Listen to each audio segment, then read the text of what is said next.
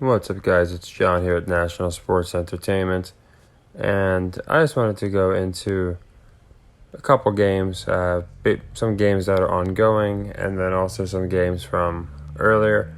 So we had I think, a really good day. Earlier we had Baylor over Kansas. Now this one was Kansas has been doing this all year. This is why I even suggested buying the points in the video. It did close at 10.5, so Kansas did not cover.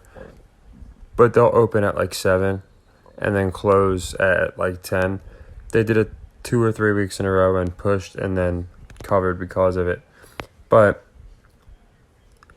I'm going to go into in a separate video why things like this game in Miami happen, where it's just blatantly obvious that one team is keeping the other in it to cover the spread, or just in this case, I think they were waiting for Vegas lines, because you just had so many change of paces, and then after Kansas came back, Baylor's touchdown made no sense. It just really was weird, and of course we'll take it every day of the week, but that's live betting.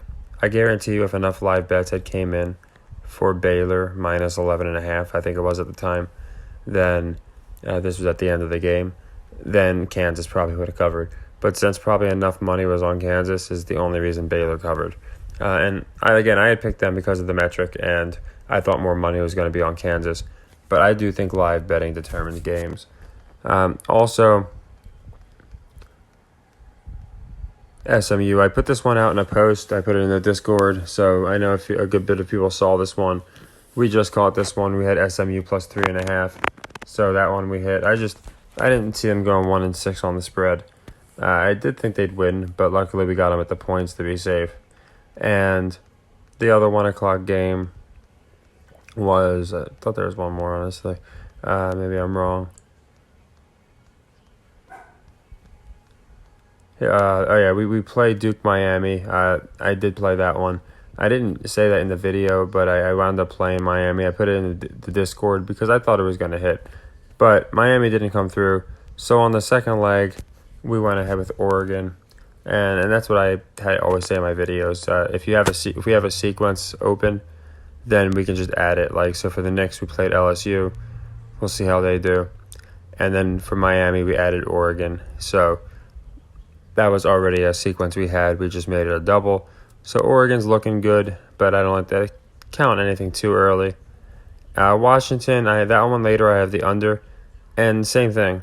Just say LSU doesn't cover, or there's another one that doesn't cover, say Colorado State. I'm just going to play Washington for the 50 to win the second leg. So it's looking good. Right now the Yankees is the only one that's open. And I might consider closing this sequence if they lose, because we've done so well. To do a fourth leg and lose would not be the value would not be worth it, versus just closing it for minus 106. As you can see, just with 4 sequences, we got that back. So I'm not too concerned there.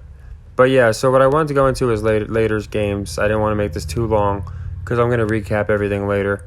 The reason I like Washington under 47 is, again, this metric that isn't always perfect, but it has come through for me more often than not.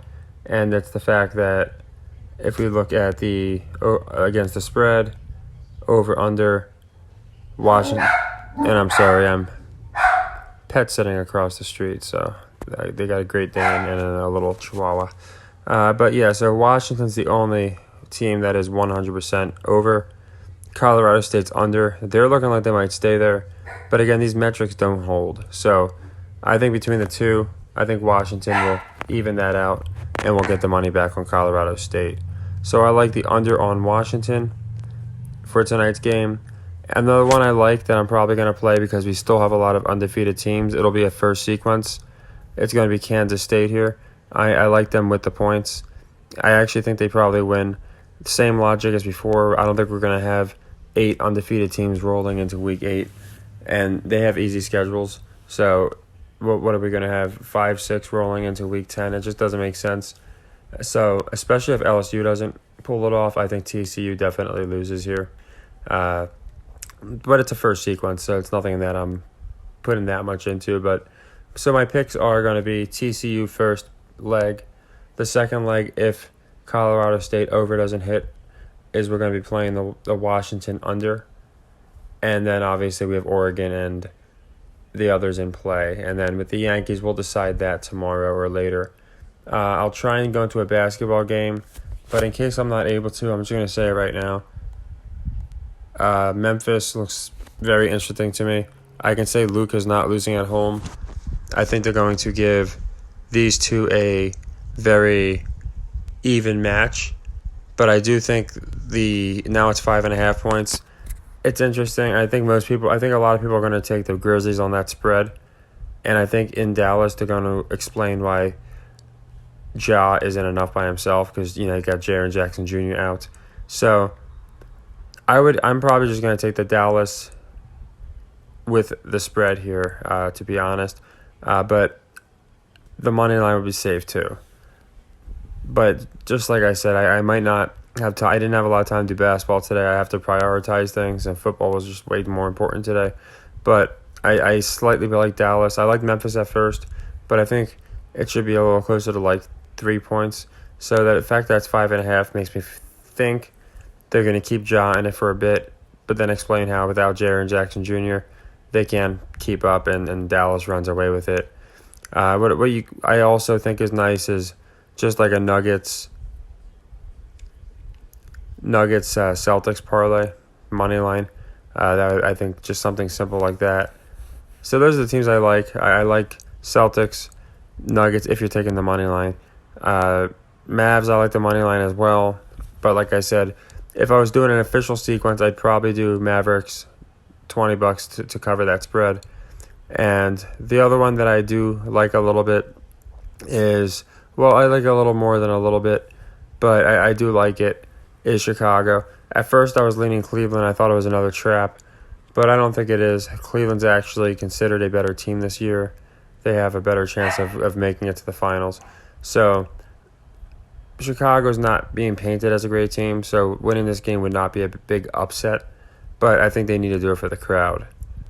So that's basically it. I did go ahead and take, just so you know, the Nashville Predators in a hockey game for $15 on a sequence. But some of these I don't 100% wholeheartedly love, so I just pick them. So you can follow me on that if you want. They start at 8 o'clock. But here's the official sequence. Like I said, Oregon -6 is our second leg. We already had that, as I said in my last video, as with LSU. Cincinnati is going to be tomorrow, of course. The Yankees we're going to go into, see how that game finishes. We got the Washington under, and I do like the Mavericks to cover that spread. And then if it's something like a Celtics Bucks money line, I can't see any problem with that. And the other sequence is, and I'll just write it down just so people see it. It's, so you don't forget, it's Kansas State, I believe.